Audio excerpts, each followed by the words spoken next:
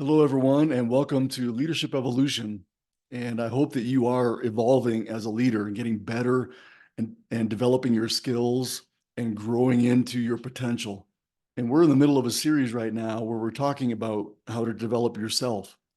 I believe that it's important to learn all kinds of skills and the latest techniques for leadership. That's all good, and that will help you in your immediate circumstances.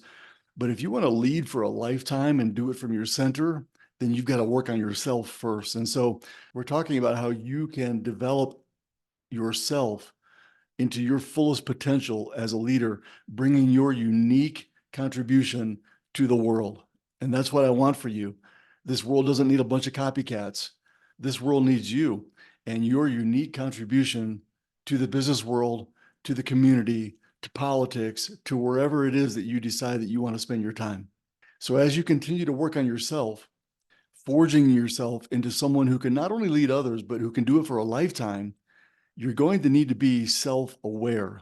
And self-awareness is very important because if you rely only on skills and the latest techniques, you're going to jump from guru to guru, trying this and trying that and hoping that something will land and something will work for you in that situation. But if you're self-aware, the skills and techniques that you use, although they may be influenced by some people that you've chosen to let yourself be influenced by, they're coming from you. They're coming from your center. You are the guru, and this world will benefit from your unique brand of leadership and success. Now, I believe that self-awareness can only exist in someone who is committed to taking 100% responsibility for their lives. We talked about responsibility in a previous video, and I'll put the link to that video in the description below. I hope that you'll check it out if you haven't already. Before you can become self-aware, you've got to take 100% responsibility for your life. Because when you're responsible, you're no longer looking outside of yourself for answers to your life's questions. Now you're looking inside of yourself because you're very self-aware. And that's why responsible leaders know exactly where they want to grow. They know exactly how they want to develop.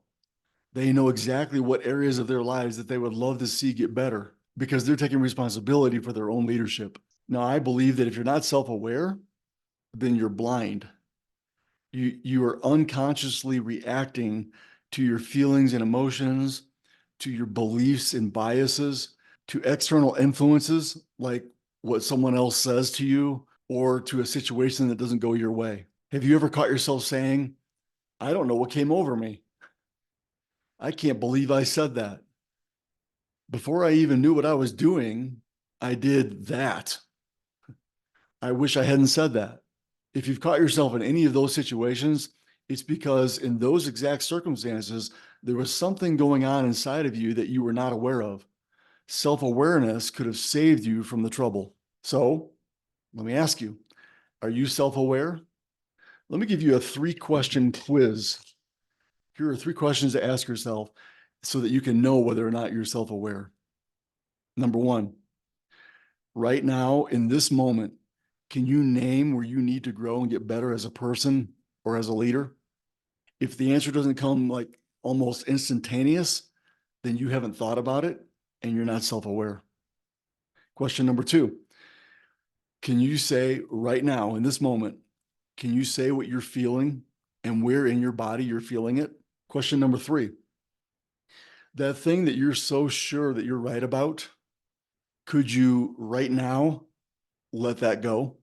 These 3 questions touch on what are, in my opinion, the top 3 results of true self-awareness. Because back to the question of, can you name right now where you need to grow and get better as a person?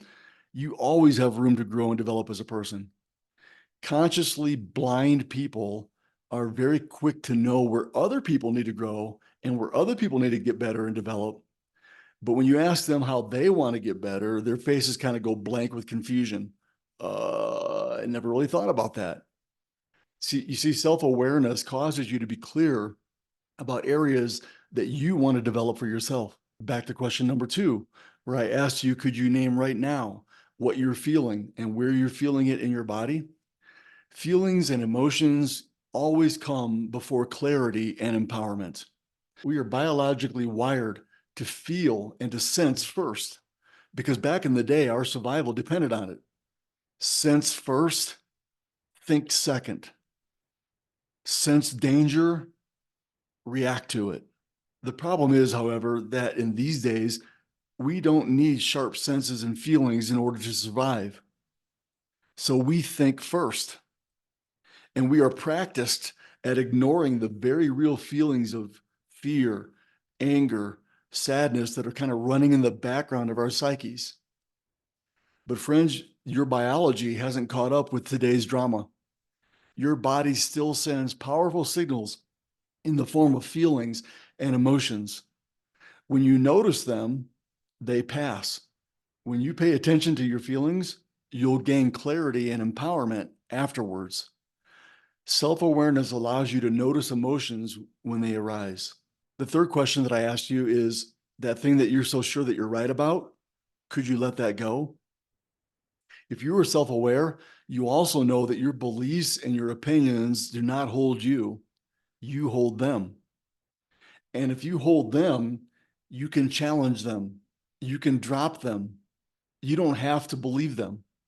You can let them go if you want. And often, after you've considered the opposite of what you believe, and when you're curious about other opinions, you do let go of your own belief. But if you're not self-aware, then you're convinced that you're right. And not only are you convinced that you're right, you have to be right. And so you're willing to fight. You're willing to diminish someone else. And conflict and drama is always the result. Self-awareness equals story awareness. You can detach yourself from your situation and observe the story that you're telling yourself in that moment. So again, friends, if you're self-aware, then you know exactly where you want to grow and develop. Otherwise, you're going to stagnate and miss your potential. If you're self-aware, you're going to be very aware of your feelings and your emotions. Otherwise, you're going to unconsciously react to life. If you're self-aware, then you're not going to be attached to your own thoughts and your beliefs. Otherwise, you're going to try to force life and you're going to suffer because of it. So, would you like to grow in your self-awareness? Here are 3 things that you can do right now, today, so that your self-awareness grows inside of yourself. Number 1, go out and look for feedback on yourself. A lot of us push back against being self-aware because we don't really want to know the truth about ourselves. We don't want to face what's real about ourselves. We can convince ourselves of all kinds of things. But when we go out and get feedback that's real and honest and objective, we find out some things about ourselves that we didn't know, and that can be scary, that can be threatening. However, if you want to be self-aware, then you've got to learn to love feedback. Go to your employees and ask them, how am I doing? Go to your boss and ask for feedback and ask him to be honest about it. Find a coach or a mentor, someone who can be objective and be honest with you about the questions you're asking about yourself. Feedback is an opportunity for growth. So ask for it. Ask for help. Ask for coaching. One of the things that I always advise people when they come to me for coaching, especially in a business setting, is to go out and ask for feedback. Don't wait for it to be imposed. Don't wait for a quarterly review or an annual review to find out something about yourself that you could have known 6 months ago if you had just asked for it. Only by appreciating and going after feedback will you understand your own personal strengths and your own weaknesses. And self-aware leaders are committed to personal and professional growth. They actively seek opportunities for learning, for development, for self-improvement. So go out and ask for and look for feedback on yourself. That's number 1. Number 2, practice naming what you feel and where in your body you feel it. Would you like to practice right now? Right now, scan your body. What are you feeling? I want to make a note here that when you answer the question, what am I feeling in this moment? If you add the words like or that, you're not naming a feeling. You are naming your story.